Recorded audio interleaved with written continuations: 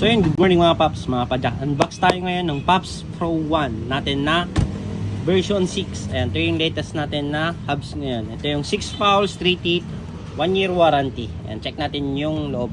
Pag mag-order kayo, ito yung actual na matatanggap nyo. Ito yung box natin, napakasimple lang. Kalagay Paps Pro 1. Pagbuklat natin ng ganyan, bubungad sa inyo yung chain protector natin.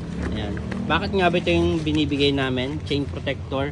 Kasi ito yung kadalasan nakakalimutan ng mga siklista. Ayan, chain protector. Iwas gas-gas sa mga frame natin. Siyempre, Paps Pro sticker, Paps Bike Shop, saka Paps Pro 1. Ayan. Ito sa taas niya, nakalagay na dito yung quick release natin. Ayan, nakalagay dyan, Paps Pro. Napakaganda. Angas. Gandaan dito sa hubs natin, naka-alloy na yung nut niya. Yan, dito sa lock. Kabilaan yan, front and rear. Pagtanggal mo ulit dito, bungad na sa iyo yung hubs natin. Ang ganda oh. Ayan, iwas gas-gas kahit saan ka sa Pinas mag-order. Ito yung hubs natin, nakalagay dyan, just enjoy riding. Ayan. Paps Pro 1 V6, Taiwan made, 6 fouls, 3 teeth. Ayan. 32 holes to. Ayan, makikita nyo dito, kagandahan, may mga design siya ng mga butas-butas. 6 bolts, 32 holes, sealed bearing.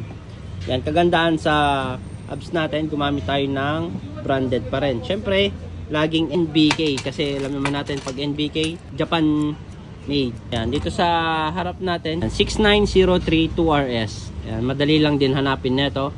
NBK yung brand natin, sealed bearing. Ganda sa hubs natin, pwedeng quick release, pwedeng through axle. Dito naman tayo sa likod natin. Ganun pa rin yan, may mga design pa rin yan na butas-butas para mapagaan lalo yung hubs natin. Yan, just enjoy riding. Paps Pro 1 V6, Taiwan made. Yan, 6 fouls, 3 teeth din. Nakikita nyo dito, ang ganda ng pagka-build ng hubs natin.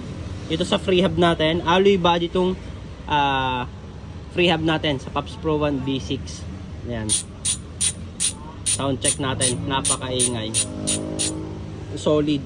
Ganon din sa likod natin. Kung sa harap natin, bearing na to, dalawang bearing, sa likod 4. Dalawa sa hub body, dalawa sa free hub body. NBK pa rin.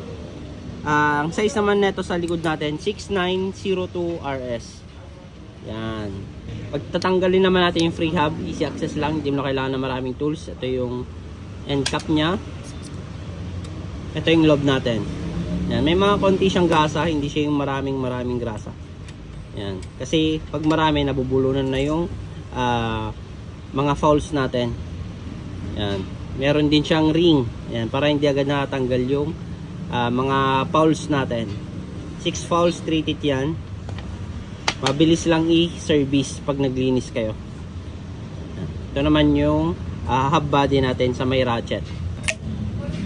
Pag magbabalik naman nito, balibutan nyo lang to ng tali or mga sinulid. Yan, para masakal yung mga fouls para mabilis ibalik.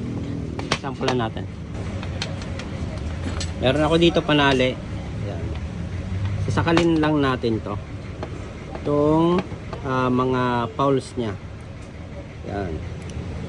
Yan. Pag yan nasakal na lahat, tutulak mo lang. Yan. Goods na. Basic. Yan. Napaka basic mag-maintenance ng hubs natin. Siyempre, kasama yan pag nag-order kayo ng mga yan. Kompleto yan. Kasama yung spacer para sa cogs. At syempre sa mga true axle conversion. So magtatanong ang presyo nito, presyo ng hubs natin 1,999. Meron pa tayong mga iba't ibang kulay katulad ng black, red, gold, and purple. So check out na mga paps. Thank you.